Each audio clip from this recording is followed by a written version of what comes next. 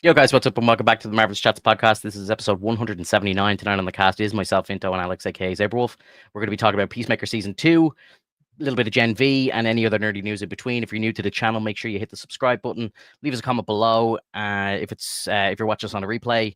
And without further ado, here we go. Yo, what's up? What's going on, man? How you doing? I'm not too bad, man. How are you?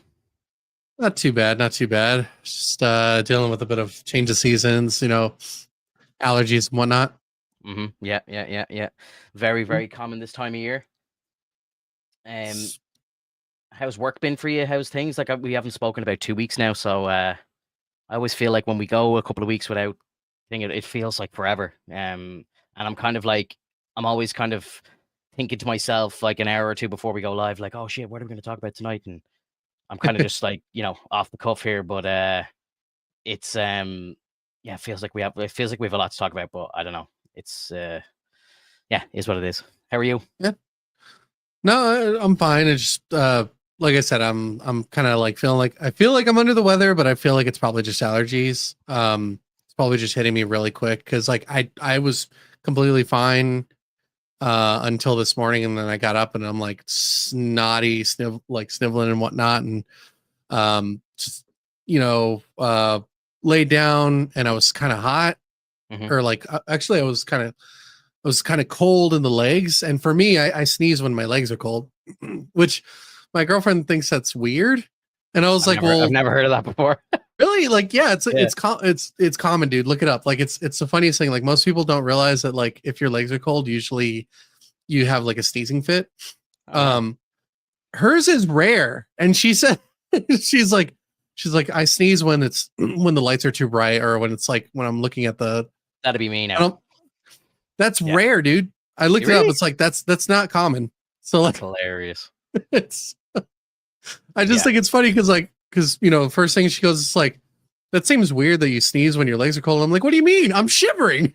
Like, my body's cold. For me, it's like light sometimes, or like sometimes if I feel like I need to sneeze, obviously look at the lights and stuff. But obviously like dust and stuff like that. But that's a new one, man. I've never heard that one before. Yeah, Dan coming in early with the jokes. We are always under the weather. It's above us. Oh, giggity. What's up, Griff? What's up, Todd? How are you guys? Welcome in. Appreciate anybody hanging out. Appreciate anyone who likes the stream, all that sort of stuff. Yeah, like it's been a couple of weeks. I'm trying to think, I haven't really watched many movies. I've been kind of watching some new TV, and Netflix is kind of on fire at the moment. There's a couple of new series out, which I'm getting stuck into. The new Monster series, the Ed Gein story with Charlie Hunnam.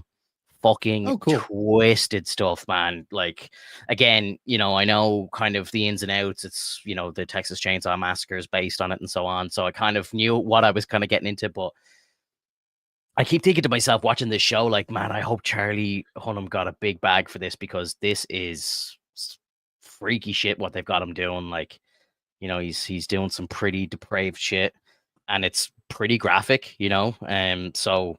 And I don't really know too much. Again, I know a little bit, but I don't know too much about the exact like story. So I'm kind of enjoying it in that sense. And he's a fantastic actor, so it's entertaining to watch. And they're doing something really cool with the show, where they're kind of like linking it into, like, they keep jumping back and forward in time. And like the first couple of episodes, they're like linking in with Alfred Hitchcock, and he's making Psycho and stuff like that. And you're getting to see like the making of Psycho and all this stuff, which is really cool. And then they kind of jump into the dude who gets influenced by it as well, because his uncle like lived in the same town as him, and then that's the dude who makes Texas Chainsaw and stuff. So like as a movie nerd, like I'm kind of watching it and loving that side of it as well. But then like obviously all the stuff about Ed himself is just twisted, man. Digging up bodies and doing weird shit to them, and it's graphic, man. It's fucking weird. Graphic for sure. Also, Netflix have the House of Guinness, which is like it's made from the same dude who made the Peaky Blinders. It's about like the Guinness family and set in Dublin and stuff like that. So I was like, of course I'm gonna have to watch this. It's in my own backyard, but it's okay. I think I've watched the first 4 episodes of it. Like, it's not historically correct at all, so it's kind of loosely based on Like it's a couple of small facts, and then the story is just loosely based on that whole thing. So it's entertaining, but it's not historically correct at all. But it's Gotcha. good. It's good, man. Like Netflix are on fire at the moment. I said today, some people might be asking, who the fuck is the person in the thumbnail on this week's episode of the podcast? It's the dude who plays Vigilante in Peacemaker. Because I gotta say, he's been absolutely stealing the show in the last couple of weeks. I don't know if you're up to Oh, date on absolutely. Peacemaker, but he Yeah. is stealing the show. He's like fan favorite across the board. I'm seeing like Peacemaker trending on Twitter and everything now. Like it's kind of the last couple of episodes have been pretty crazy. So I thought this would be a great place to start this week's podcast because I know it kind of dipped a little bit for a couple of weeks. I know we've been kind of covering it and not a lot of people were watching it at the start, but I feel like the popularity of the show's really gone up in the last few weeks.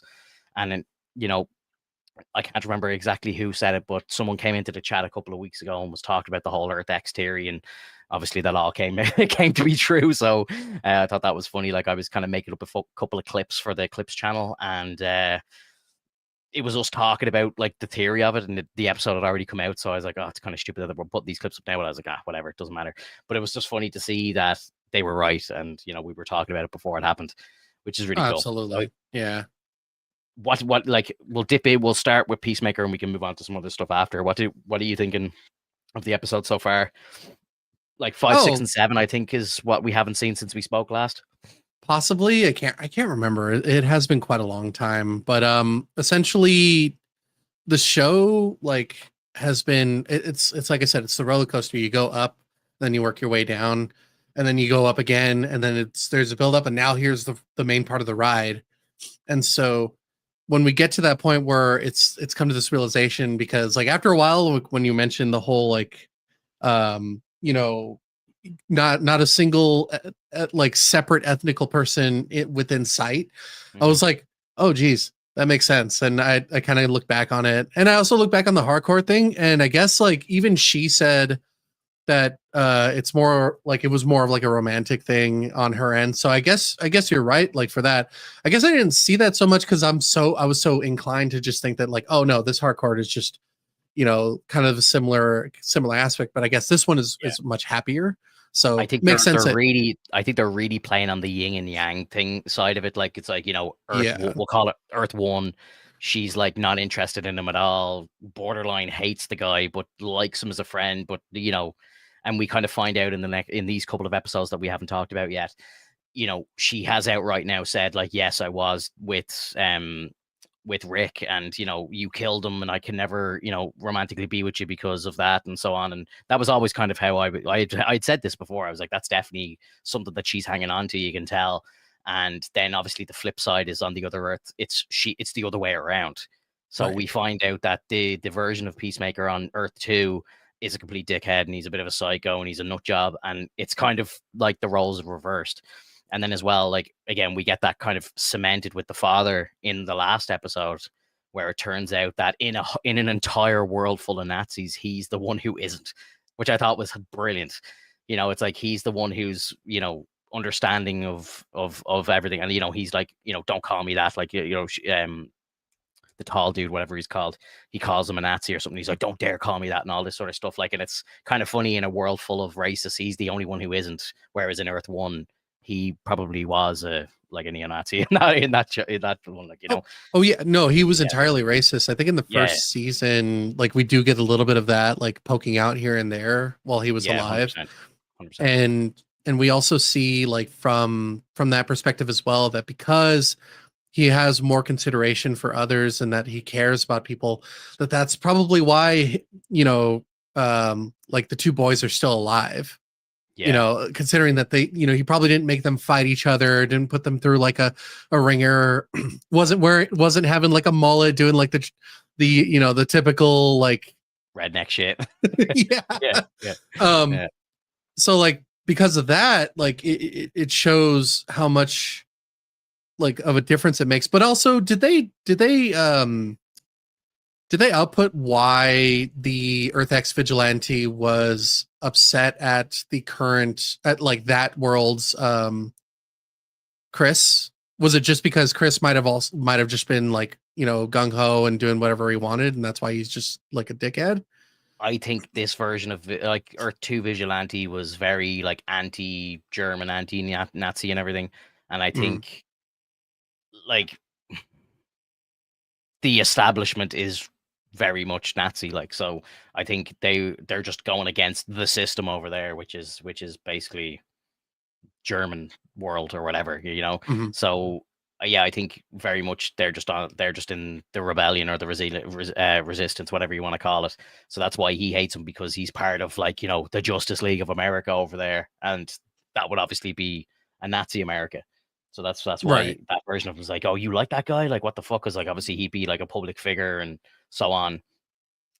Which I thought was obviously a very interesting aspect, like him going into the house and he's like, "Oh, my dad's not gay in this world," and all this stuff. And then he goes down, he's like, "My key works on the door," and all like, and the acting between the two of them was just 10 out Oh, of it's 10. It perfect. was phenomenal. This dude, like the guy who plays Adrian, is so good. I can't think of his name right now, but he is phenomenal. And I pray we get to see him in some movies. Like I don't know where you would fit him in like on the big screen in the DCU, but like put him in anywhere. Like he deserves as much screen time as physically possible. Like he's just Mhm. absolutely phenomenal.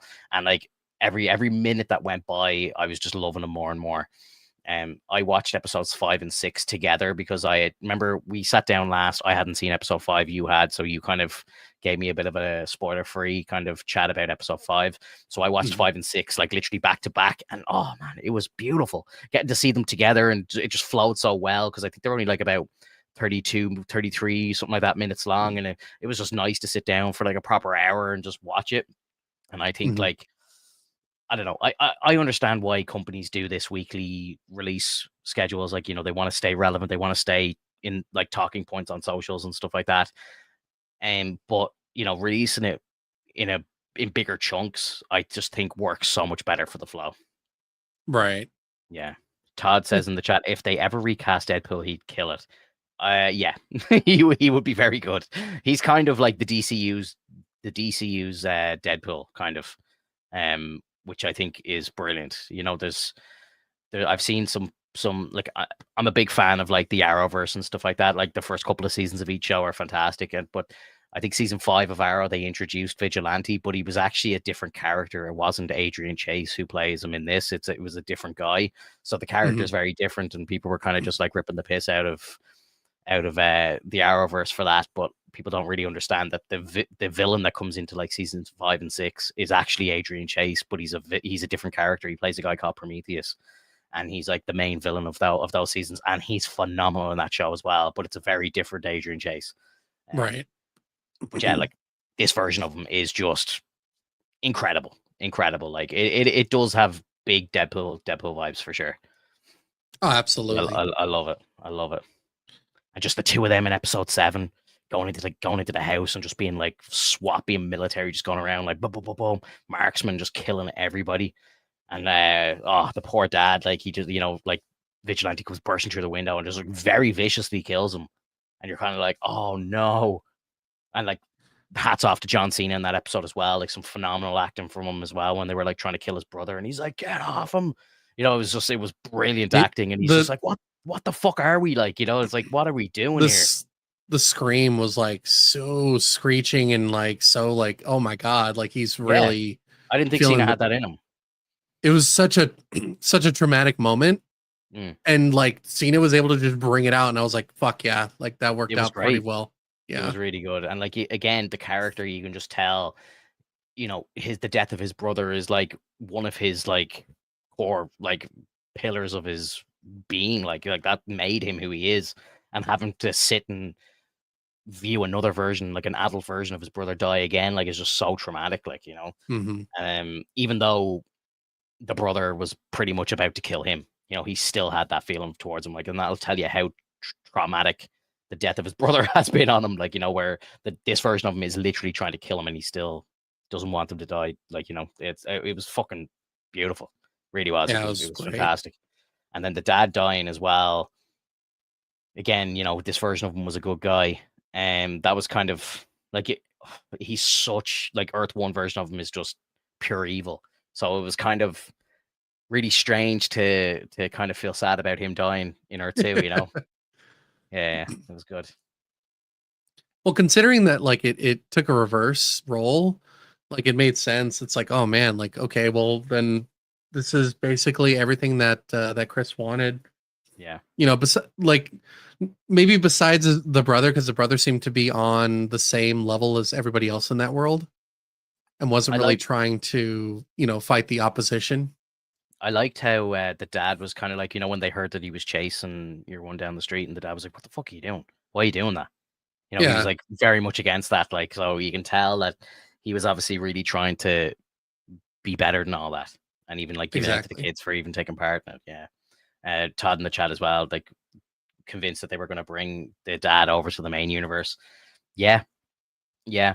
He's a kind of big actor, so maybe I don't know if they could, maybe they just didn't want to pay him or something, or maybe he just has other commitments. He just can't commit to like another full season of a show or something. I'm not sure, but because he is a pretty big actor and probably a pretty busy actor as well. Um, I think the brother is going to survive and somehow get over to the other world. Maybe Oh yeah. get back to Earth One. I would say. I don't know how he's going to do that though without the portal, but they obviously have their own door, right? So like Yeah, I think so. Earth Well, Earth at least Two at the would very have. least they're aware of it. Yeah, I would presume Earth Two has their own door. But I don't know how they open the door to Earth One if Peacemaker's closed it and given it to Argus. Hmm. So that'll be interesting to see how he does that. Yeah, that's gonna be really cool though. Like I'm really excited to see how it turns out and what's actually gonna happen. Like, are we gonna see Chris having to kill his brother again? Because in this kind of situation, he didn't necessarily kill his brother again. It was like his friends trying to kill the brother. Hmm. And so like having the kind of like the final showdown between them would be kind of poetic in the sense that like no matter what, it's It almost has as to if happen. he's yeah, like it Yeah. it doesn't matter. Like if he's in a different universe and that brother exists, he's gonna die. What's the stuff they talk about in Into the Spider Verse and stuff? The events or whatever. What do they call them Oh, the again? canon event. Yeah, Yeah. this is like his canon event. Like his brother has to die. Like, you know. Yeah. And like by the looks of it, Harcourt obviously, going to assassinate him and then can't at the very end, and then obviously, he's very much going to be gunning for revenge now. You know what I mean? They've escaped. The dad's dead. The brother's dead. It's him left on his own. He's going after them 100%, and he's going for Hmm. blood. So I think Peacemaker will have to kill him again. Yeah, 100%. Yeah. It's gonna He has suck, a but you know. he has a bigger role in the future of the DC. Are we talking about the dad here? I don't know who Dan's talking about there. I think he's talking about. We were talking about the dad, I think, when he posted that, or maybe he's talking about the brother. I'm not sure. Please clarify, Dan. Um, obviously the finale airs in a couple of hours. I won't get a chance to watch it probably till tomorrow or Friday, maybe. But we'll we'll Mhm. we'll we'll discuss the finale next week. I'm very interested to see where it goes. I'm loving the performances from everybody in the show. Like, Harcourt's brilliant. Loving Frank Grillo in the show. He's great. And like Mhm. the Luther appearance as well. I don't know if we spoke about that. Like, I actually preferred the like Luther, Nicholas Holt. I preferred his acting in this than I did him in Superman. I don't know. He Hmm. just felt, yeah, I don't know. It felt more Lex in this than it did in the movie. He felt a little kind of cheesy and a bit too kind of over the top in the movie, whereas like Lex is always more serious, more dark, super genius, super evil, like sort of thing. Like it's. I nearly would put him going more so down the line of like a Kingpin style character rather than a kind of goofy like I hated the Lex in Zack's movies, and I hated the whole kind of he's autistic, he's quirky, he's this and that. You can't look at people, and he's socially awkward and all. It's like that is not Lex at all. Like he's a super genius, obviously, but he's like if you've read a comic or you've seen him in like animation or anything like that, he's real slick, and he's kind of like the Mhm. evil. I nearly like equate him to like being like an evil kind of Bruce Wayne. Nearly like he's super rich, super genius, real slick, real like badass, Mhm. And I don't know. I just feel like they haven't gotten him right, but this version of him kind of felt better to me. Um, Gotcha. yeah. So that's cool. So he's saying, yeah. Dan says, yeah, it's the dad he's talking about that has a future role in DC. I presume he'll be playing the same character. I would hope Hopefully. so. I I mean, would hope so too, yeah. Because I know James Gunn had said that he was not going to be like reusing characters and actors and stuff, and he's broken that already because Michael Rooker's already done voices in animation, and he was one of the robots in Superman, and then he's playing the Eagle dude, the Eagle Hunter in this, and it's James Gunn being a bit shaky as he always is. So, but yeah, look, I think it's fantastic how much the show has done a 180 this season. Like I've been watching it this whole time, and we've been talking mhm. about it, and it's been fine. But I've always been thinking at the back of my head, season one is way better. It's way funnier, way like the story seemed way more structured, and you know what I mean. Like whereas now, I feel like this season is really kicking off now in every aspect. Yeah, I mean, like there's still definitely like some good funny moments, but I really like how serious it is. I really Yeah, like how much they've been touching on the characters and trying to make sure that they're like, in a sense, humanizing them, making them more along the lines of like, holy shit, we just went through so much garbage, and I'm still not regarded as like a good person. Harcourt is, got canned, and so she doesn't know how to kind of live without being in the field because she's always angry. You see Economos, he's just like, I just want to fucking work, man. I don't want to be a part of any of this. But yeah, like he still cares about the crew. You see like Adebayo, like, showing that like she genuinely just really likes all of like everybody. And but she's also going through like relationship issues herself because she's always dedicated to the work. And and you just see Adrian. Adrian's just doing his own shit, and I think that's why it works so well, because then it kind of brings us back to this moment of like, there's some people in this world that are just happy doing what they're doing.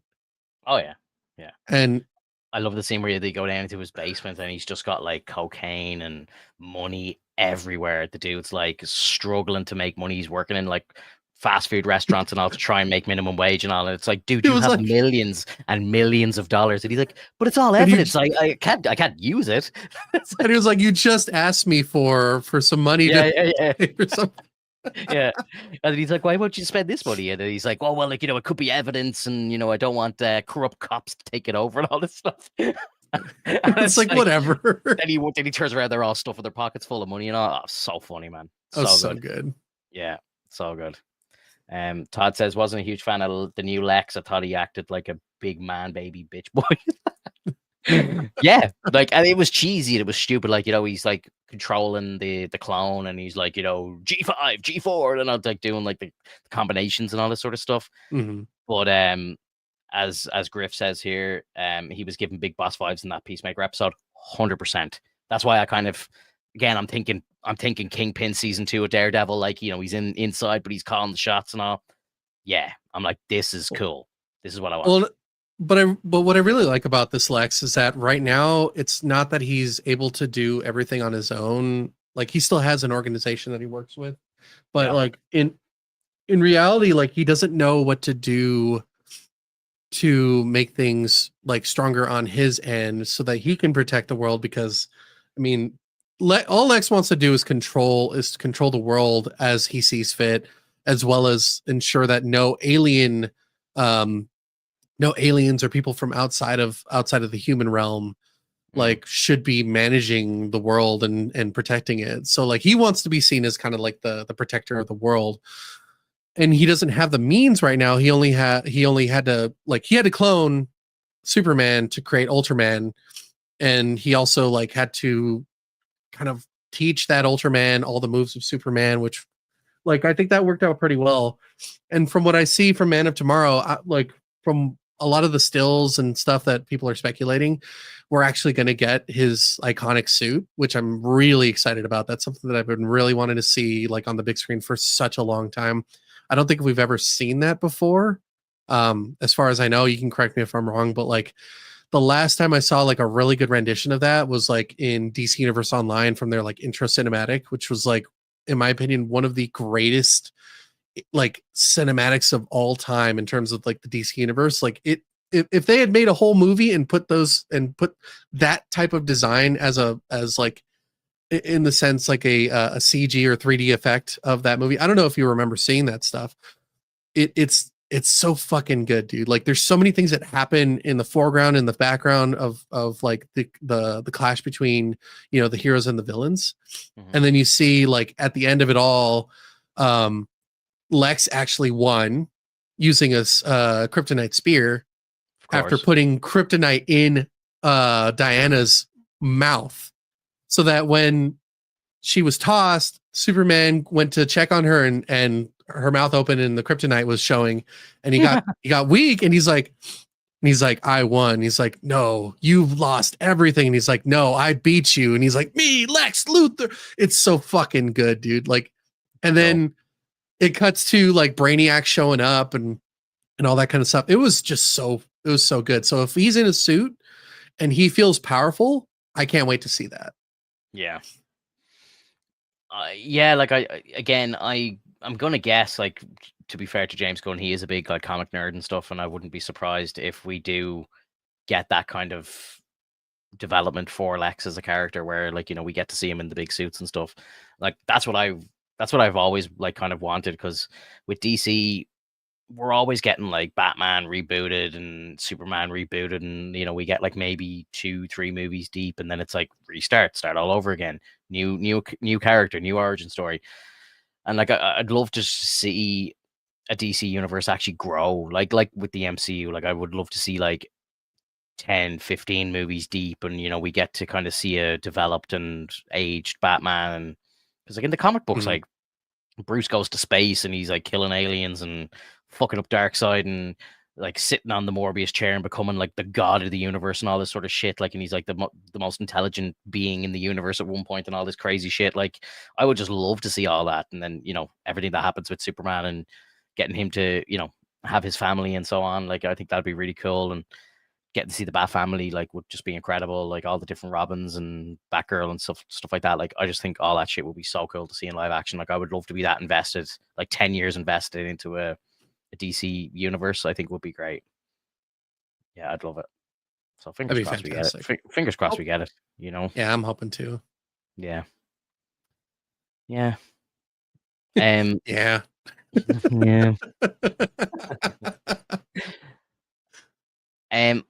I'll be very honest. I'm a couple of episodes behind on Gen V, just because there's so much shit out right now. Like, it's crazy. So I don't know if you've watched the 2 latest episodes. Oh yeah, I'm all caught up.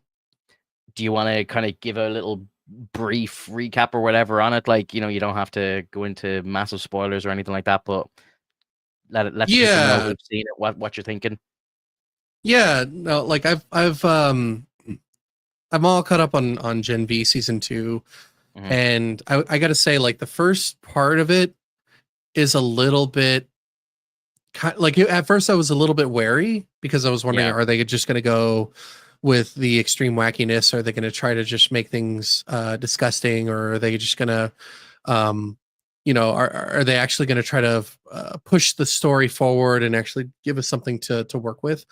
And the answer is yes to all, like, kind of yes to everything except for the disgusting stuff. They put in a few things that were like kind of that was gross, but they didn't kind of keep on it.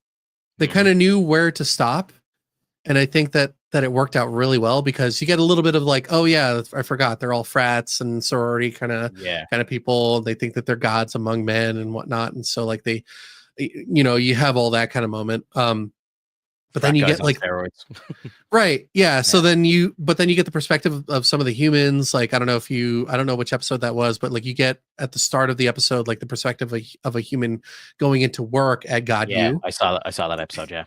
And she's like terrified, and because they keep thinking that she's putting up all the posters for the resistance and stuff, but it's a speedster doing it, which I thought was really cool. But yeah, I felt very sorry for her, because she's obviously, you know, terrified. You know, any of these people could just rip her apart in a second. Yeah, I thought that was very, very clever, very cool kind of aspect of it. I agree, and like, it worked out really well, because then it shows, like, you know, they're just trying to live. You know, you know, they're not part of the they're not really trying to do anything more than just kind of work in the environment that they were already working in. And because of all the things that are happening on the outside, it's kind of like what's happening today in our real life. It's like some people just want to live and work and do their own thing, but they're labeled as something else because some other asshole decided to spread the word that like everybody's in on this kind of situation. It's like, no, dude, like I want no part of this. I just want to work. And you see like, I'm pretty sure those people used to be okay with coming in and whatnot. But like, I digress. The big parts of it are the dean and sometimes the B lady. Name, isn't it? Yeah, Cypher is a really good character. I think it was great that they kind of put him head first as the villain of this kind of chapter. I think it was cool that I can't remember the lady's name, who is also like incredibly smart. She's also part of the kind of the scheme of what's going on. Because is this the girl who was in The Boys? Yeah. I'm sorry if that was a spoiler. I totally forgot about that. I actually think I saw her face in one of the trailers or something, so I knew she was coming. Okay. That's how I knew exactly who you were talking about. But yeah, gotcha. I had I like that they're kind of crossing characters from The Boys and stuff into it, like, and getting to see Starlight in episode 1 was a bit of a shock. I didn't think they were going to do that. Which is great. You see the Deep as well showing up as well. Stuff like so. That was a really good one. Yeah. It's cool that they're doing that, and I'm gonna. I don't know. I'm kind of sick of the gore. Like I think it's getting a bit too much in some aspects. Like I didn't need to see Cypher's asshole and balls. Like I just don't need to see that. Do you know what I mean? Like the shock factor doesn't need to be that much all the time. I think it can be funny. When they're using like cricket and she's shrinking and she sees a big dick or whatever. Funny, whatever. But like, I don't need to see him like bending over to take a shit and we see like his actual asshole and balls. Like, I just think that's a bit over the top. You know what I mean? The second I saw her in the toilet, I knew it was coming. Like I could fucking see it a mile away. Do you know what I mean? I was like, he says, "Oh, I gotta go to the toilet." I'm like, I'm about to see his asshole. Like, I was like, actually fully expecting to see shit coming out of his ass as well. I was like, I'm actually surprised we didn't see that. But I'm glad we didn't see that. So am I. But I'm surprised that we didn't. But I think the show is just going there a bit too much now. And my missus only said this to me today, that she heard that Jensen Ackles actually walked off during the filming of season 5. He walked off set at one point because he said that he saw something or it was involved in a scene that he said was so like drastic and dramatic, like that he actually had to step away. He couldn't believe what was happening. And he said he was truly shocked and had to walk away. And he's like, people are going to be like disgusted and shocked when they see this stuff. And he's like, he couldn't believe that, number one, they were allowed to do that and that they were doing it. So I don't know, bro. Like, I think it's funny. And like, I think like the disgusting stuff is fine in smaller doses, but I think they're going a little bit over the top with it. Yeah, like, well, I think it's not as bad as it used to be, in my opinion. I think it's a lot better. They still have their shock factor here and there. I think it was perfectly okay that they did the dick and ball scene because like essentially she was coming out of a toilet and they did show that like he had to go use the restroom. They don't, as far as I remember, in most superhero shows and most things, it's like nobody takes a shit. Nobody ever has to take a shit. Nobody ever has to take a piss. There's no toilets or whatsoever in like the standard comic universe, from what I can tell. I could be wrong. I don't recall reading comics based on that, but like nobody ever is like mid fight and goes, I gotta take a shit. Like, it's unheard of. So like the idea behind this show is that everything is kind of rooted in reality. A somewhat reality. Yes. Yeah. So like we see kind of the normality of it, because even though they think that they're gods and that they're like a different type of human, like, or a different type of being, like they're humans. They just don't realize that because they're so up in their own head and up their own asses about it. It's just like, what are you guys doing? Like, you're still humans. You're just stronger than them. Like, you're just more designed. And they came from and it's literally the same thing that Tony Stark says, like to Captain America. It's like everything that was special about you came out of a bottle. And it's like, so like the fact that they don't understand that is like even more pressing at the fact that like they think that they can just take over the world. But Well, it's funny You when know, you say that because obviously at the start of the show, like at the start of the boys, they don't know that. You know what I mean? They think that they're born and they think that they are gifted and selected and all this sort of stuff. But then you find out obviously that it was lab experiments and stuff like that. But I wonder, do a lot of people, even though they know about V now, are they still kind of like, yeah, well, I'm still the chosen one, sort of thing, you know?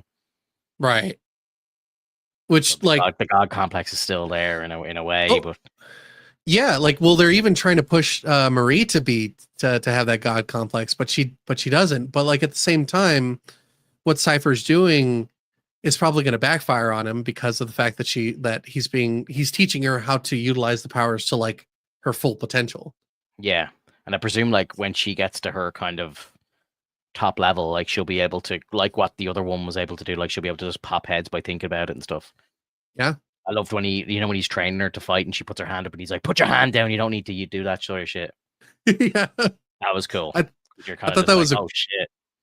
yeah, it was a great moment because when you think about it, it's like, yeah, like what the fuck are you doing? You're What's the hand for? yeah. It's like you laid it with the superhero landing, you know. And it's like when she's making fun of Natasha. And it's like, Oh, why do that's you always do the superhero landing thing where you do the splits and all, and then she does it later, and she's like, oh Jesus, what have I ugh. done? Yeah, and that's kind of the same vibe. I thought, yeah, it was funny. Oh, absolutely. Yeah, like so I think it's great though, like that they're actually trying to show some of the aspects of like getting stronger for these characters as well, because we usually don't see that in the original show. Like the most that we've seen is maybe A Train training to be like the fastest, in which case he was taking Yeah, um V. more V just to become like the strongest.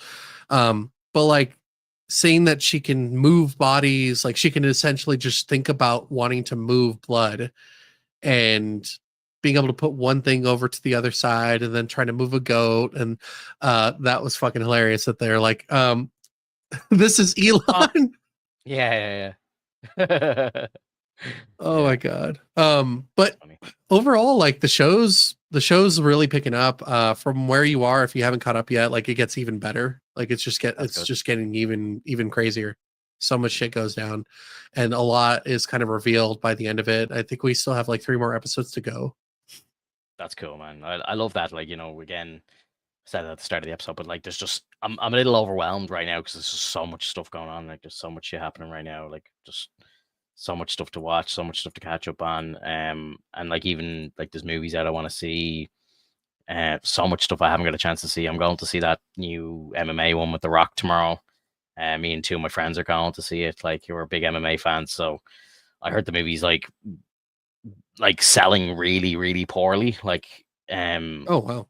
yeah, like I think it did like only 6 million or something in the opening weekend in the US, and I don't know Oh what's weird. going on, but like, which is like dreadful. Like, apparently, I think it's like one of the Rock's like worst performing openers ever.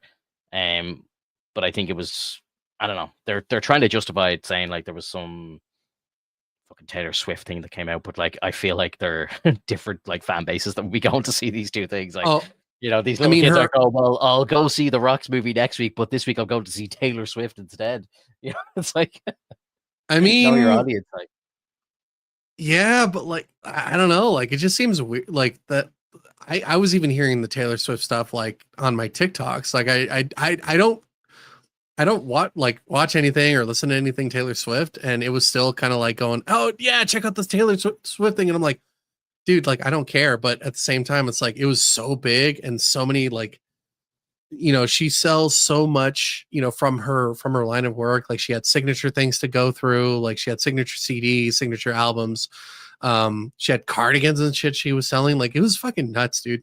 So like all that buzz plus the fact that they had a movie to kind of do a behind the scenes or like a showcase of the music that she just made, it kind of shows like how much people really give a shit about music, and especially like artists in certain cases, because like she's just like such a big star right now. So like like I could see how it can overshadow The Rock. And plus The Rock is a lit, like I'm not saying that he's like, out of the loop or anything, but he's kind of been done to death so much. But at the same time, like he does have range. It's but just this is like said to be like, potentially his best performance ever. He's got prosthetics, he's grown hair, he's jacked to fuck, like he's playing Mark Kerr, like UFC legend. And like there's some people saying, he could potentially win an Oscar for this. Like it's meant to be a phenomenal performance.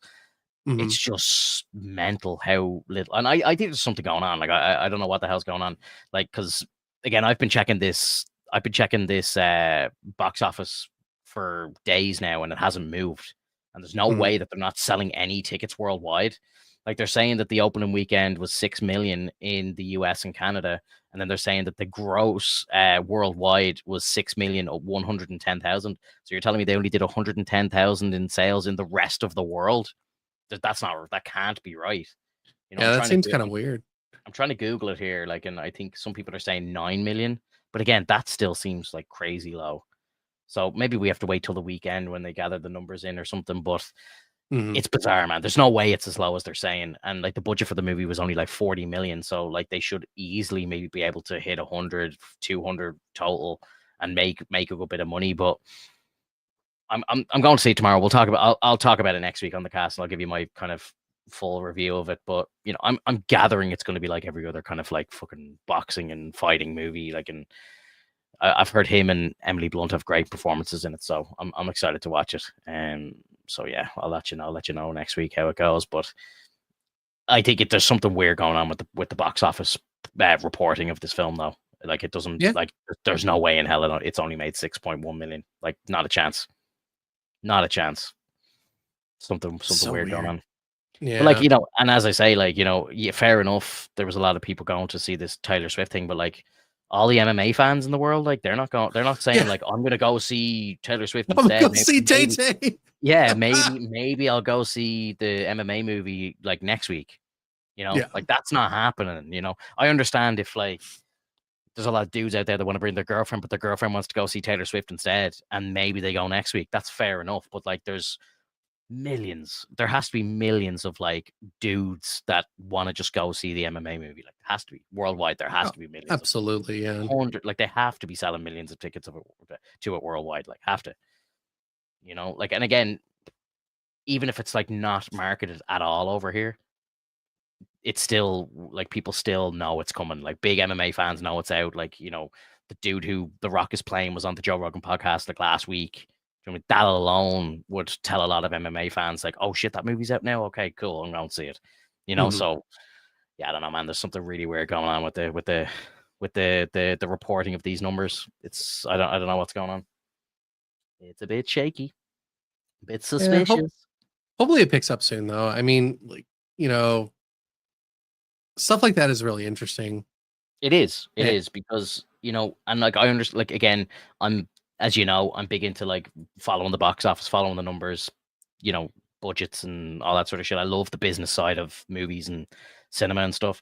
So like I'm always like if I'm really into a movie, I'm always kind of keeping an eye on the numbers, seeing how the box office is doing. Like, I was the same with all the MCU movies and DC and stuff Mhm. like that. So like, this movie, when I saw 6 million, I've been watching these numbers like a hawk, waiting for them to go up. And usually what can happen, especially on like IMDb, for example, like Wednesday, Thursday, Friday, they're not going to be updating the numbers every day. It's usually like the Monday morning after they do the second weekend, you'll see a big jump in the number and they update that number. So if it's still sitting on like 9-10 million next Monday, there has to be something going on. Like it needs to be investigated if that's the case, because this is like there's something weird going on. Like I would think like some of the worst performing movies of all time are doing more money than this. Like Mhm. it has to be wrong. Like it has to be. There's no way. I don't know. So Anyway, odd, man. it's so weird. It's so weird, man. Um, have you heard the Demon Slayer movie is like officially like the highest gross and like Japanese movie in global markets of all time, I think now in the box office Oh yeah. ever. Oh, it's insane, man. Like it did more money in the box office than all of the MCU movies this year, all of DC. Pretty much I think it's in the top 10 for the year grossing, and it hasn't even hit China yet. They were saying the budget of the movie was like 30 million. It's made like 700 or something. It is an absolute firestorm, bro, of like just success. Like it's insane. It's a Um, good show, man. it could hit 1 billion if they release it in China. It could hit 1 billion globally, box office wise, which is That'd be great. yeah, it'd be so cool. And obviously, we know there's 2 more movies to come, so I'm gonna guess the next one performs even better. The hype will be built. People maybe who might have got dragged to go see it are fans now. They're watching the show, they're catching up and all this sort of stuff. And then the next movie comes out, boom, it does even better. The big finale, boom, does even better. Like, this is full blown franchise shit. Like, this is crazy.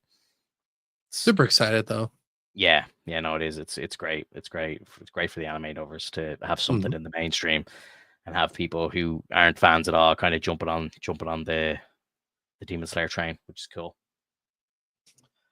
Super excited. Do you have anything you want to bring up? Any news in the anime world you want to talk about or anything? Yeah, what's it called? Well, not so much anime, but like the newest season of Smiling Friends just came up, and it looks like they've went from, because I think the first season they had 11-minute episodes. Second season, I think it bumped up to like 20-minute episodes. And the second season was okay. It was good. It wasn't as funny. I think it was like hitting more on some other subjects, but third season, checked it out. First episode, 11 minutes. I'm like, okay, so they're going back to the original kind of design of it. And so far it's good. I'm really enjoying it. I think you should check it out. It's just wacky fun. It really takes a good chunk out of like what we're used to lately, because I think a lot of the, like, at the time when Family Guy and Rick and Morty were kind of like big hits. I think Family Guy is still technically like a big hit right now. It's you see a lot of these. I haven't watched that show in years. Oh, I haven't either. Like at a certain point, it reached stupidity levels, but like people eat it up. But then they come out with like different shows called like Brickleberry, or I think there was like Paradise PD or something like that, or whatever the hell. They had some different shows that had the same type of kind of like character scheme that kind of make them look similar to like the Family Guy characters, or similar to the Rick and Morty characters. In which case, like Solar Opposites or something it's called, or something, isn't it? Isn't that from the same? I think it's the same creators. Like, it's the same art style and everything. I haven't watched any of it though. When it's from the same creator, I don't mind, but when it's from like different people and they're trying to kind of regurgitate the same shit, it's like, come on, guys, like think of something different, like be more unique. And that's what I really like about Smiling Friends, is that they're completely unique about it. They essentially, they even made fun of, I think, Family Guy and Rick and Morty for that, because they had an episode where random shit's going on. It seems like everybody's thinking that it's going to be hilarious and whatnot, and then the executive producer is like, no, we had to do it this way. This person doesn't do this anymore. I'm a genius. Everything I make is going to be gold. And it's the characters in the style of a Rick and Morty character, so you kind of get that idea, like, oh, they're making fun of like Rick and Morty / like Family Guy looking characters. And it's just completely chaotic. It's so good. Like, just things can happen in the background, like random, like I think in one episode, like you see a bird and just all of a sudden it goes, ah! It's like, oh shit, okay. It's so like rambunctious and chaotic and stuff that I love, stuff that I miss. Like that's stuff that you used to see when you were growing up, like you were watching like Nickelodeon, or in some areas of Cartoon Network. I don't know how much Disney really touched on that. I think it's a little softer, in my opinion. I really like a lot of the more adult shows. So like it just, I think it's a good watch. Like definitely check out season 3. If you haven't watched the show at all, like check out season 1 and tell me what you think. Really, really quick episodes, 11 minutes for the, like, during first season and whatnot. So fantastic. What's it called again? Smiling Friends. It's on HBO Max. Okay. Yeah, I'll see if I can get my hands on it. I don't have HBO over here. I have my ways. Oh yeah, you'll get to it. Season 2 of Dan to Dan is done. I heard about that. Yeah, it was good. It was really good. I really enjoyed it. I think it was a fantastic season. I think it ended, like, the season ended really well. I think that a lot of the characters are a little more fleshed out, and a lot of the scenes that they do are a lot more polished. And a lot of the introspective to the story is like such a cool concept, and all the things that they do to kind of keep the characters together. They introduce, new villains. They introduce um like more of like a villain turned friend sort of kind of characters as well. And they even have like some interesting scenes. Like there's an episode that was all about like the like kind of the classical music, but there were ghosts that were like attacking the kids because they had played piano notes at like 3 a.m. And so like it causes like the chaos and whatnot. And you see like the fun in that. Like it's just so cool. Like they had the Hayashi band like play, which are based on like um another band, like I think it's like an old school like 80s or 90s band, if I'm not mistaken. um and it looked like they were like, not able to play. They looked like they weren't going to be good at playing music and whatnot, but they were performing the exorcism. And they play one of the greatest fucking songs I have heard in such a long time in like anime history. Like so good. You can listen to it on Spotify right now. It's called Hunting Soul. And it's just so fucking good because like, they start playing and all of a sudden they're like, holy shit, they're really good. And then you see the kids in the background, they're going like this, and they're like starting to headbang. And then all of a sudden you see the granny, she's like fucking headbanging. Like it's so fucking good. Like you see the ghosts coming out and they start congregating towards, like it's a big ass concert, and it's just such a cool moment. DM that to me later because I'll definitely forget, but I want to listen to it. Yeah, for sure. Oh, do you want to see the video rendition, like when they actually play the song, or do you want to just listen to it? I send me both. Like I don't want to watch it now because I know the audio will be shitty here on StreamYard. But right, I'll listen to it offline myself. But yeah, send me the video, whichever. Doesn't matter. Yeah. I think Kaiju number 8 might be finished. I haven't caught up on it yet. I was like halfway through the second season, but so far it's been really good. It's been a fantastic showcase, and it does the whole like transitioning from the character kind of understanding who he is to the character kind of like doubting who he is because of what he did to I think their commander for a brief moment, and then realizing like, no, I need to be who I am in order to become stronger and whatnot, and stand tall with like my friends and family and whatnot. Very good show. If you haven't watched it yet, it's fantastic. One Republic did the outro music again, and the music is so fucking good. Like it's just so captivating. The music's captivating. The characters are so likable. The villains are just like such assholes, but like they're so good because like you want to learn more about these different kaiju that are coming through. All these like how they create their weapons, what they base their suits on, and like how the main character is essentially going to get stronger. And then like it's so good, man. If you haven't watched it yet, I highly recommend it. It's like if you like Demon Slayer, I think Kaiju number 8's up your alley as well. It's like it still has like a lot of blood and guts kind of situation because it's like dealing with kaiju and killing kaiju and whatnot. And then you have like the way that the characters kind of like portray themselves as being badasses and whatnot. And everybody has like their thing that they want to do more, and just utterly fantastic, really good. And then One Piece, I think they took a break for a moment because Oda needed a break again. He's like not really in good health, which is like, it's really sad, man.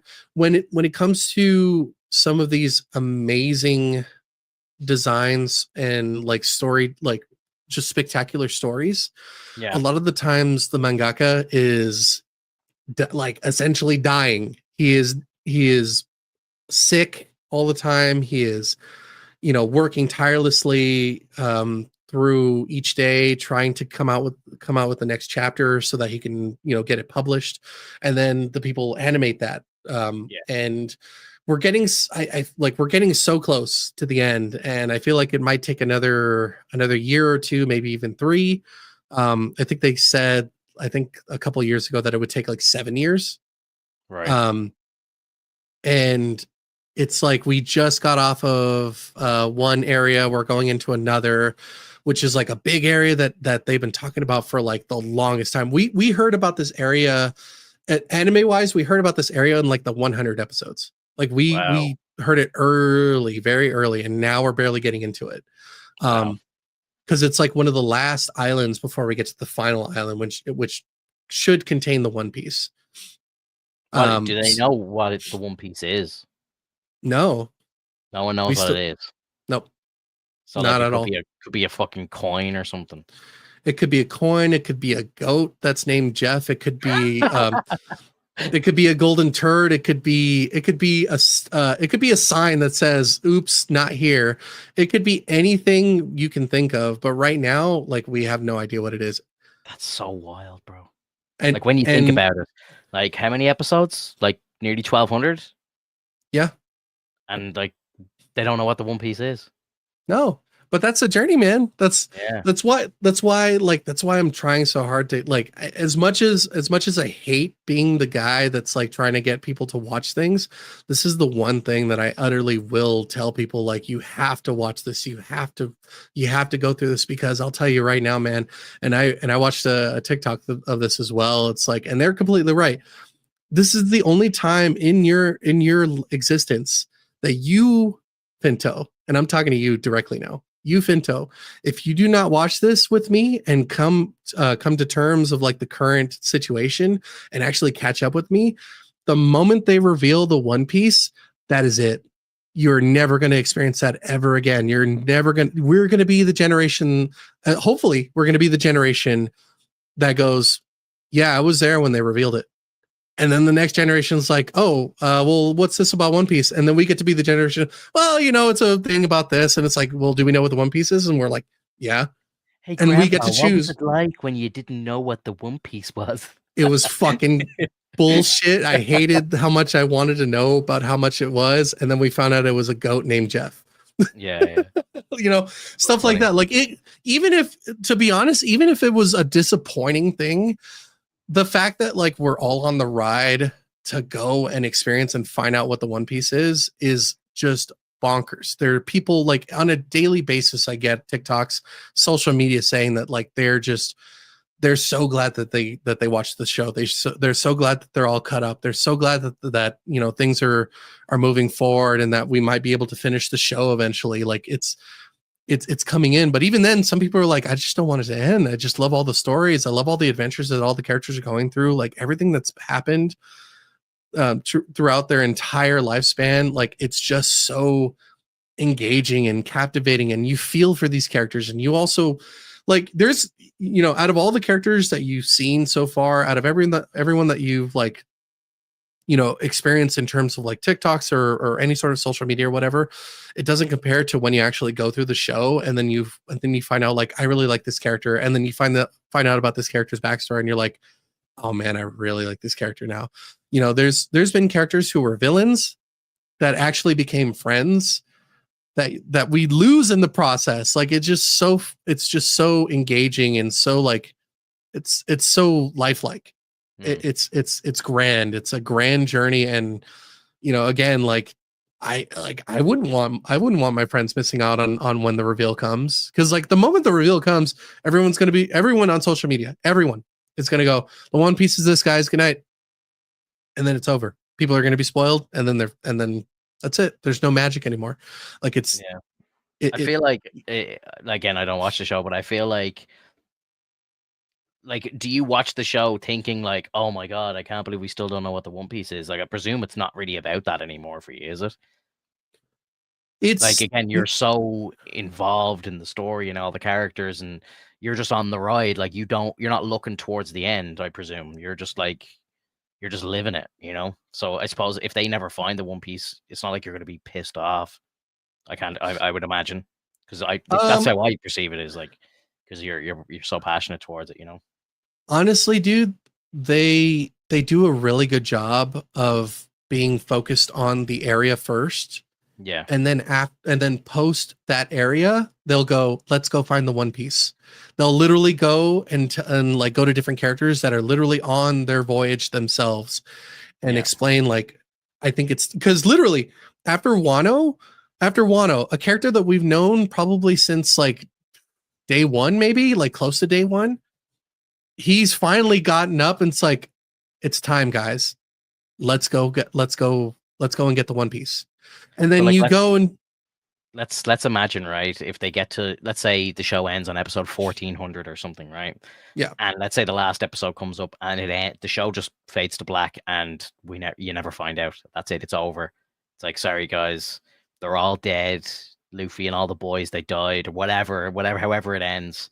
It's like, and they never found it. Like, would you be pissed? no, I'd be sad. I'd like that. Yeah. I'd be like, that's a fucked up way to go, but I'd be sad about it because, like, you That's never real know. though. At the same time, like, because Yeah, there's so many people in life, like they never do the thing. They never complete the task. They never achieve the dream, Like that's right. that I would say is real life, So that would nearly be a better ending in my opinion, because it's like, oh wow, like we stuck with it so long, and it's like kind of a telling of life, like, like even if you stick with it to the very end, you might not get where you want to go. Yeah, and I agree wholeheartedly. I was talking to Katie about that as well, and I said, it would be really fucked up, but at the same time, like I would totally understand and be okay with, because then it would just be like wonderful. Is if they got to the last island, they see what it is, and they don't show you, and they Yeah, all have the same reaction that Gold Roger did when he showed up, which was like when Gold Roger showed up and they saw what the treasure was, all he could do was laugh. All yeah, they could do was laugh. They were just laughing their asses off at what they came across. And it's yeah. like I wouldn't be it's surprised if they such a did that, man. moment. Like they just open up a chest or something, and like, there's like a gold glow and or something like that, but you never know exactly what it is.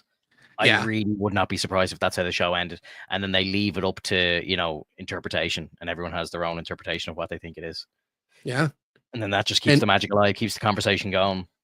I agree. You know, Yeah. not to spoil the end of The Sopranos, but it's been out for whatever fucking 20 years, but The Sopranos kind of ends like that. It ends on a cliffhanger, and it's like, it's up to interpretation. Like you kind of decide what happened at the end, and a lot of people hate that, but a lot of people are like, yeah, it's nice. I think that this is what happened, and other people think, oh no, that's what happened. And I suppose it's like you get your own ending. I suppose is it Yeah. a happily Absolutely. ever after thing? Is it a fade to black thing? Is it like it's cool, and I think a show like that might do that, which I think would be Right. pretty funny. Well, and I think a lot of people, including like Katie, the one thing that they really want to conclude is like all the different stories that they left behind that they need to conclude on. And Yeah, that's only because they had to go. It's not because like they left it unanswered.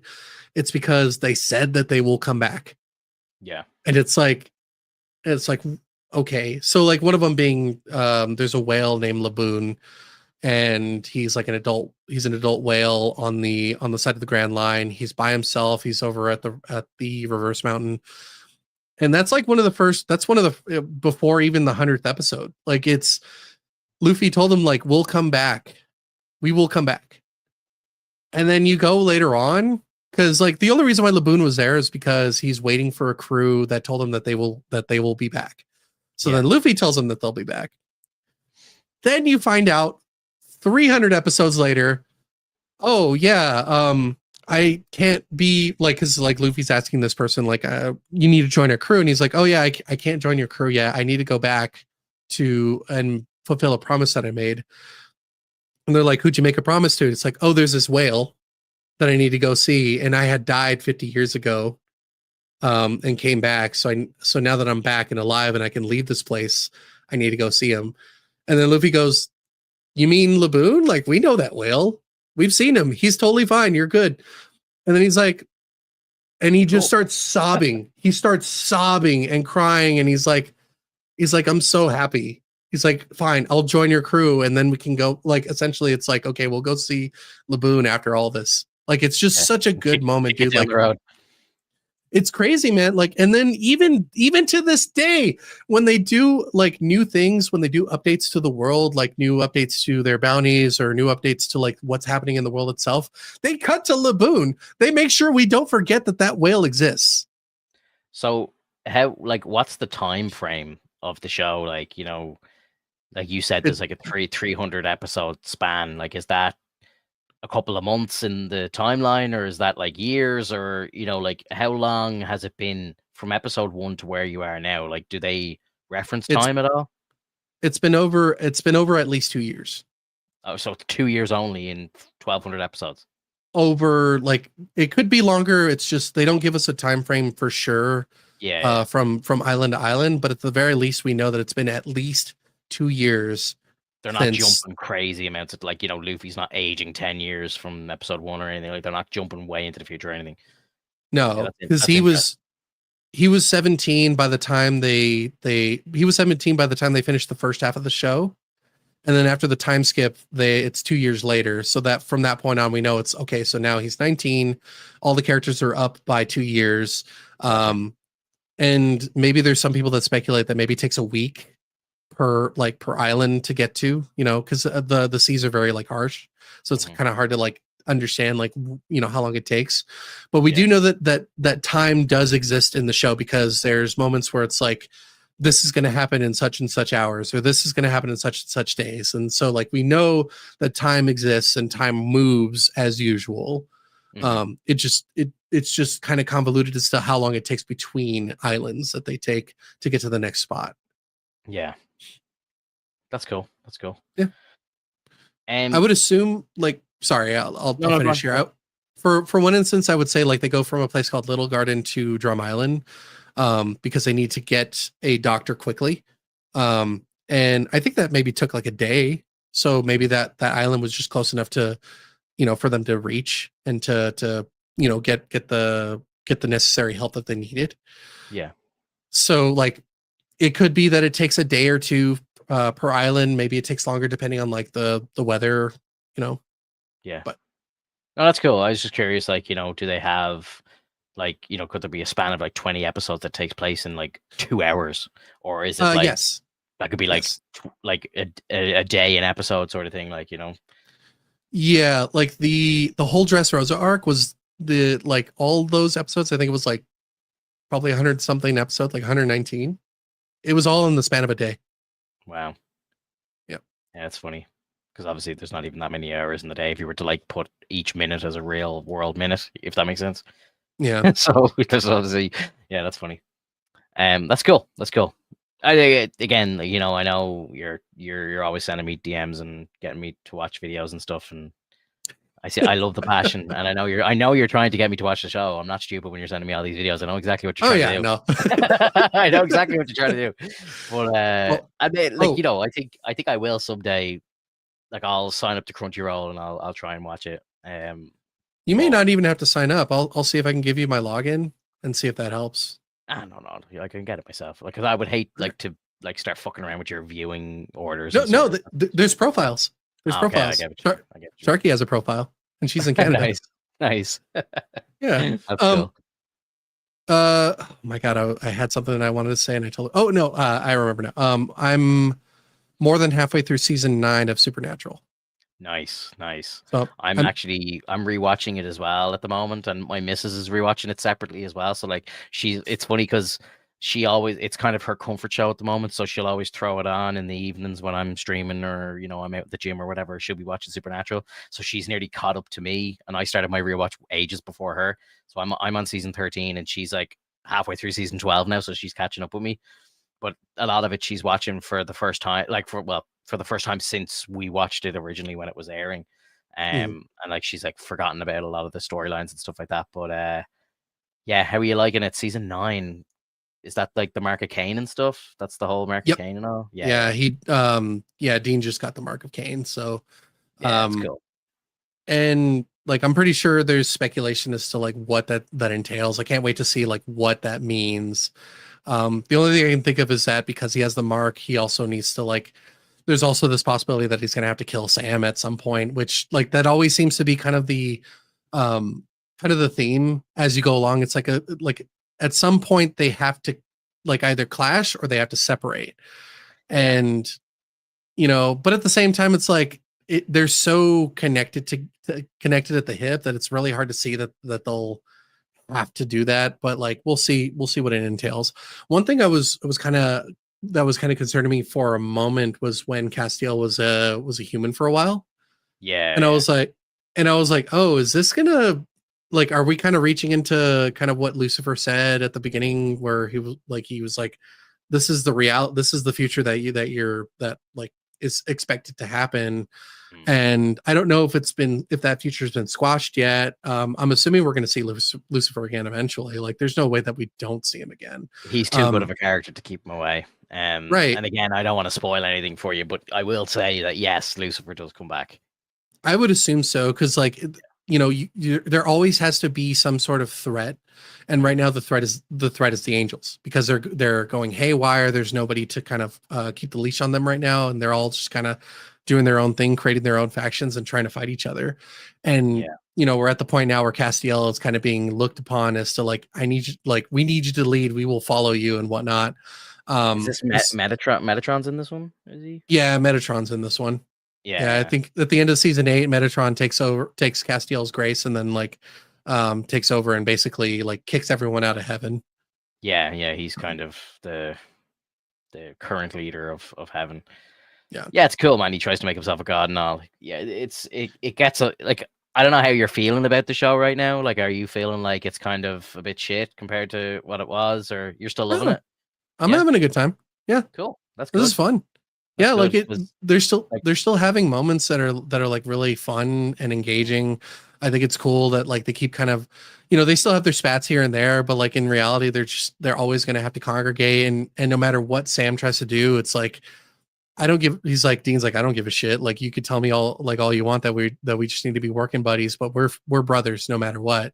He's oh like, yeah, I'm not going aside from that. Like, you have problems with that, you figure it out yourself. But like, it's kind of funny too. Like, you see, like, I think at the most recent episode, Kevin was like, can you guys cut the bullshit? Can you guys like just stop with all the infighting and just well, work together? they are And then you brothers at see, the end of the day, and brothers bicker, but at the same time, it's destiny that these two are together. Like, it's biblical. Like, like I yeah. think they say it early on in the show. Like, soon there will be like, the gospel according to the gospel about Sam, the gospel about Dean. Like, it's literally biblical. Like, so yeah, Yeah. it's sick. It's sick, man. And like, I can't wait like for you to see a lot more of it, because like, again, I'm not going to say anything, but it gets even wilder. Like, Yeah. yeah, it gets crazy. Like, very crazy. Even like season 10, 11, 12 is like, again, like, I'm watching it quicker now, and I find when you binge it more, it kind of flows a bit better. And because again, I was watching all of this weekly, and Mm. I really did notice like the dips and the flows of it. Um, around like season 7 was when it had the first kind of drop off. Like, the Leviathan season was kind of where the show took its first dip, and like a lot of Mhm. people were pretty upset about it at the time. And then you're having this pretty poor season after like how epic, like, the whole finale of Lucifer and Sam and all that sort of shit. Like I don't know if you noticed, but Kripke, when he originally wrote the show, the last episode was meant to be Sam falling into the cage with Lucifer. That was meant to be the end of the Yeah. show. And then Yeah, I remember hearing about that. yeah, and then they came back for season 6, and I still think season 6 was great. Like, Soulless Sam was phenomenal. I thought it was a really, really cool story. And then obviously having to like redeem him and get him back, and then like the introduction of death and all this sort of shit. I thought all that was sick, so good. And then obviously, the big end with Lucifer and Castiel going into like purgatory at the end. You're like, oh shit, we got purgatory now and all. I was like, this is cool. But then season 7 was like not that great. And then at the icing on the cake, they fucking killed Bobby in season 7, and like that pissed a lot of people off. Yeah. Like, I remember watching that live, and I was fucking raging. Like, I was like, I cannot believe what, like, because again, at the time when you were watching, because I've rewatched it a few times since, and like when you watch like 4 episodes at a time, it's not that bad, and there's still some good episodes in there. And Mhm. like, the whole Dick Roman thing is kind of funny when after the fact, but when you're watching it live, you're kind of like, oh, this is getting stupid now. Like, all the dick jokes and all this stuff, and the Leviathans look like the CGI Yeah. was really bad and everything as well. Like, and you were kind of just like, because the show was so serious for like 3 or 4 years, and then it turned into a bit of a fucking dick joke of a show, and you were kind of like, oh no, like, what the fuck is going on? And then on top, Right. they kill Bobby, who's like one of the main 3 characters of the show. You're kind of like, oh, this is bullshit now. But then in a rewatch, it did work a lot better. And then, like, I think if you go on again, don't do this now, but when you're finished the show, you can go on and you can kind of see like, the best 20 episodes of the show, and some of the best episodes of the show live in like season 10, 11, 12. Like, you know, so they did strike gold a good bit towards the end as well. It's just, it does in its entirety, like, it does start to dip a little bit. I can't tell you why, but yeah, you'll figure it out yourself. But yeah, look, it's a fantastic show. I love it. And, you know, even rewatching it for like the third time, fourth time now, like, and even, you know, I'm up in season 13 where it's a bit shaky, but it's still just great to watch. I love the boys so much. Like the two lads, the brothers, are just, they're like some of my favorite characters ever on TV. Like, they're fantastic. I want to get the tattoo. Like, I'm gonna get it. Like that's how much I love this show. Like, I actually want to get the tattoo, because it's so sick. Like, I'm gonna get it. So yeah. And like, I would love to buy an Impala as well if I could. Like, if I had the money and there was one for sale here, I would buy an Impala as well. Like, I fucking love that car so much. I can see that, yeah. Yeah, it's so sick, bro. There was one for sale in Belfast like a couple of years ago. It was like €30,000. I was like, I can't afford to buy this. Like, but it would have been so cool if I had the money at the time. And I think I saw one for sale in Wales maybe like 2 years ago. Because again, like, when one goes up for sale, it's the fan pages are always posting, "Oh, there's an Impala for sale!" Like, everyone gets excited. So yeah, it's really cool.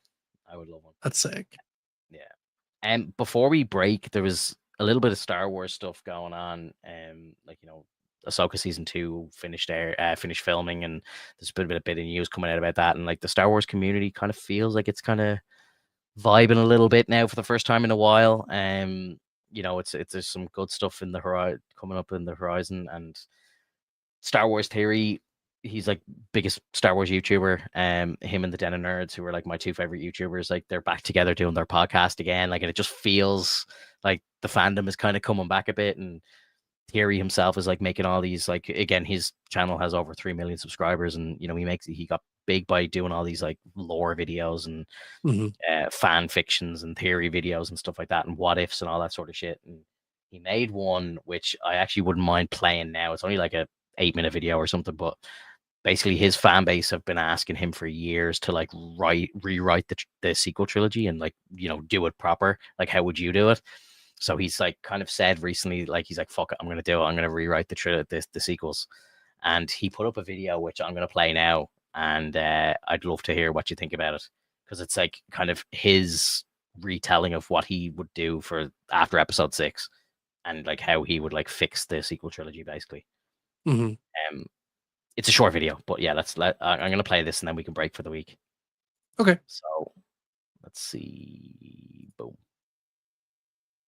We're giving away one free saber with every single saber purchase right now at theorysabers.com.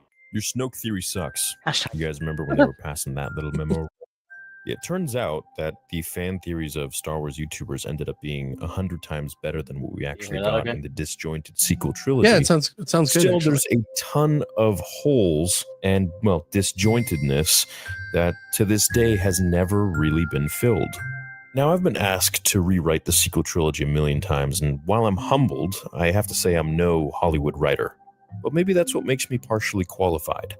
After all, I did start the channel on fan fictions, and that's what I'm known best for.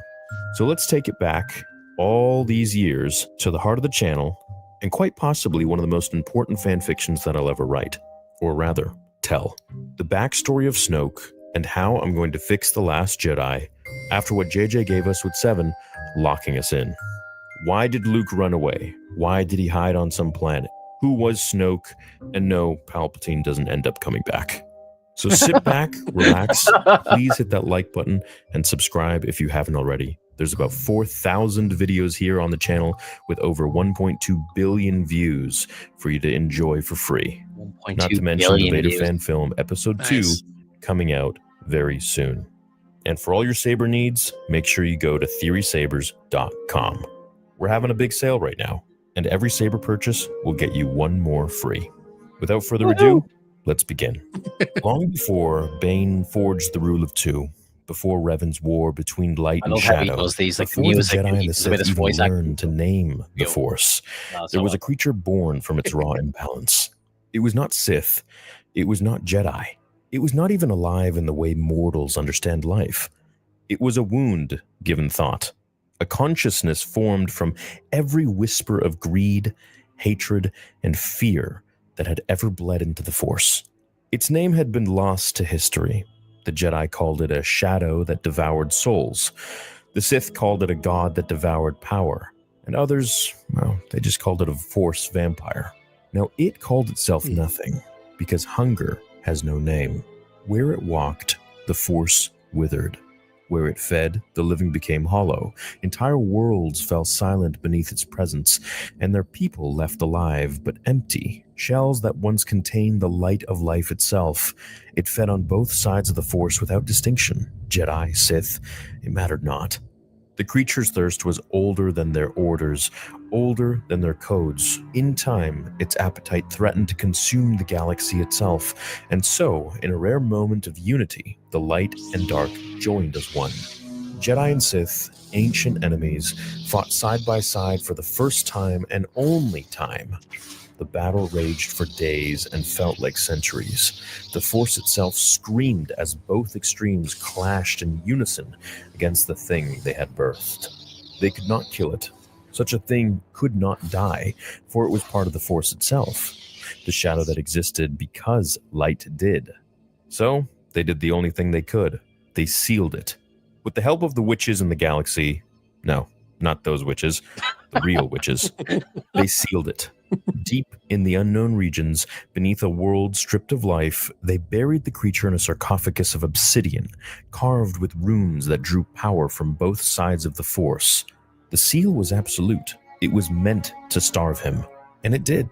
For millennia, the creature lay awake in the dark, aware but powerless, surrounded by silence. The galaxy forgot him, the Force forgot him, and time itself forgot him. But then, it happened.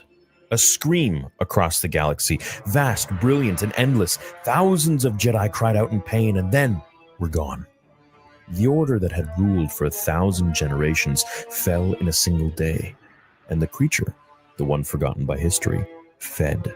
He drank deeply from the Force, inhaling the deaths of an entire order. The seals cracked, the runes flared and died, his withered body filled with stolen breath. The tomb shattered like glass, and from the dust, the creature rose once again. He was changed. Well made, isn't it? Tall, skeletal. Yeah, I like his it. flesh pale and torn by age. His eyes glowing gold with the reflection of all the lives that he had just consumed. He was the Hunger Reborn. And the galaxy, now shrouded in darkness, had given him a name once more: Snoke. He watched the rise of the Empire through the Force, felt the arrogance of Sidious and the rage of Vader. They were parasites gnawing at his carcass. Sith, Jedi, they were merely sides of the same disease. But their wars fed him. Every death, every act of fear, every tear shed beneath the boot of the Empire nourished him. When the Death Stars fell and the Empire collapsed, he feasted on that chaos as well. But even as he regained strength slowly, his body remained broken. There simply wasn't enough. The centuries had left him scarred and crippled. His power was vast but imperfect.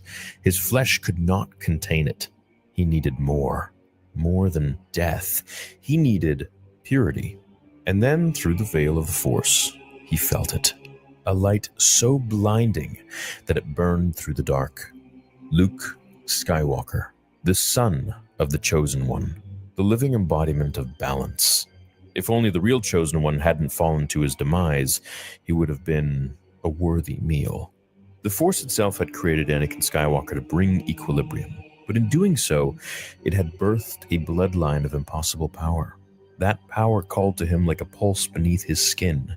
If Snoke could consume it, he would not simply live forever. He would become the Force itself, unimaginably powerful.